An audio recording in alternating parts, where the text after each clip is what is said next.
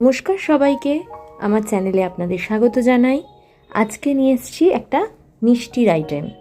তার জন্য দেখতেই পাচ্ছেন আমি অ্যালুমিনিয়ামের পাত্রে দুধ গরম করছি। দুধটা গরম হয়ে যাওয়ার পর লেবু নিয়ে নিয়েছি। এর দুটো লেবু দিয়ে আমি দুধটা কাটিয়ে নিয়ে ছানা বের করে নেব।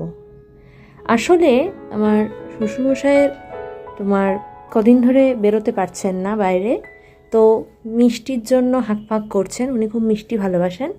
তো আমি ভাবলাম যে আজকে বাড়িতেই ট্রাই করি, রোজ তো কিনেই আনা হয়, তা বানানোও হয়ে যাবে শ্বশুরমশাইয়ের জন্য, আর বাড়িতে নেক্সট দিন পুজোও আছে, তো পুজোতেও আমার মিষ্টি লেগে যাবে। তার জন্যই এই প্রস্তুতি।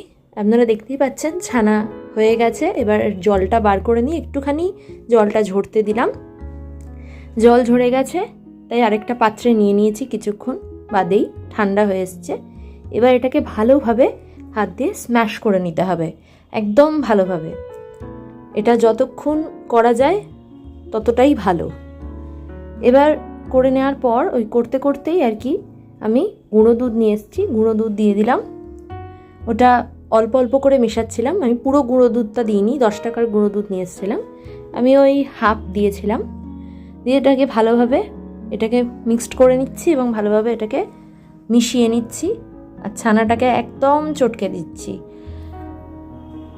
হাত দিয়ে। সহজেই তৈরি হয়ে যাবে এই মিষ্টি।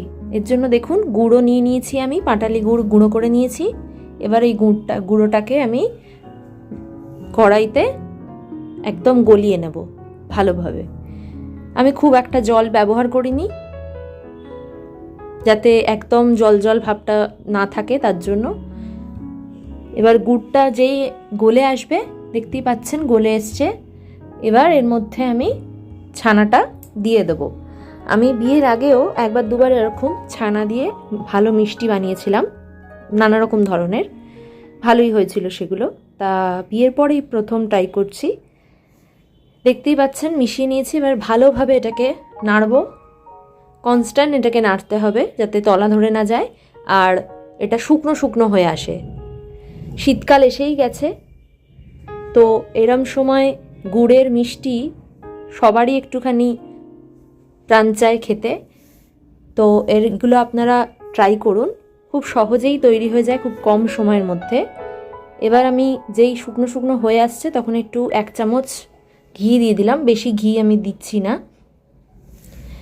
এবার আমি 500 লিটারে করেছিলাম দুধে, আপনারা 1 লিটার করতে পারেন। এবার হয়ে গেছে যেহেতু টাইট, এটাকে পাত্রে নামিয়ে নিয়েছি, নিয়ে এটাকে ঠান্ডা হতে দিয়েছি। ঠান্ডা হয়ে যাওয়ার পর এবার আমি বসবো এটাকে মিষ্টির আকারে পাক দিতে। আপনারা ছাঁচ থাকলে ছাঁচ দিয়ে পাক দিতে পারেন।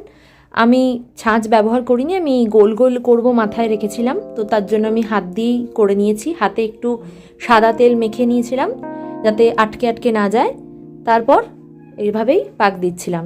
এইটুকু ছানাতেই দেখুন আমি অনেকগুলো করে নিয়েছিলাম মিষ্টি। এই মিষ্টিগুলো বাজার থেকে কিনলে অনেকটাই দাম পড়ে যায়, আর বাড়িতে করলে কত সহজেই কম জিনিসেই তৈরি হয়ে যায়। আপনারাও কিন্তু এটা বাড়িতে ট্রাই করুন। এটা খেতে কিন্তু দারুণ হয়েছিল, একদম মাখা সন্দেশের মতন স্বাদ। এভাবে শেপ দিয়ে নেওয়ার পর এবার থালায় দেখতেই পাচ্ছেন রেডি হয়ে গেছে। অনেকগুলো হয়েছিল আমার। এবার কাঠবাদাম নিয়ে নিয়েছি, সেই কাঠবাদামটা আমি কেটে নেব। আর হ্যাঁ, আরেকটা জিনিস আপনাদের বলতে ভুলে গেছি, কিন্তু ভিডিওতে দেখেছেন, সেটা হচ্ছে যে যখন আমি গুড় আর ছানাটাকে মেশাচ্ছিলাম ভালোভাবে, তখন কিন্তু ঘি দেওয়ার আগেই আমি এলাচটাকে গুঁড়ো করে, এলাচ পাউডারটা সাথে এলাচের খোসাগুলো দিয়ে দিয়েছিলাম। আপনারা চাইলে খোসাগুলো স্কিপ করতে পারেন, শুধু পাউডারটাই করে দিতে পারেন, তাতে স্বাদটা আরও এনহ্যান্স করে। তো এবার তো রেডি হয়ে গেছে। এবার আমি বাদামগুলো এক এক করে নিয়ে বসিয়ে দিচ্ছি, আর এই সাদা প্লেটের মধ্যে সুন্দর করে সাজিয়ে নিচ্ছি। আপনারা দেখেই বুঝতে পারবেন কীরকম সুন্দর দেখতে হয়েছে, খেতেও ততটাই দারুণ হয়েছিল। আমার নেক্সট দিন পুজোতেও লেগে গেছে, শ্বশুরমশাইয়ের জন্যও রেডি হয়ে গেছে। আপনারাও এটা ট্রাই করুন। অবশ্যই আমার চ্যানেলকে লাইক, শেয়ার অ্যান্ড সাবস্ক্রাইব করতে ভুলবেন না। আপনারা আরও অন্যদের সাথেও আমার চ্যানেলগুলো শেয়ার করুন, রেসিপিগুলো। আরও অনেক রেসিপি আমার চ্যানেলে দেওয়া আছে, সেগুলো সার্চ করুন। পেছনে অনেক ভিডিও ছেড়েছি আমি, আরও আগামী ছাড়তে চলেছি পরে। তো ধন্যবাদ, সঙ্গে থাকবেন।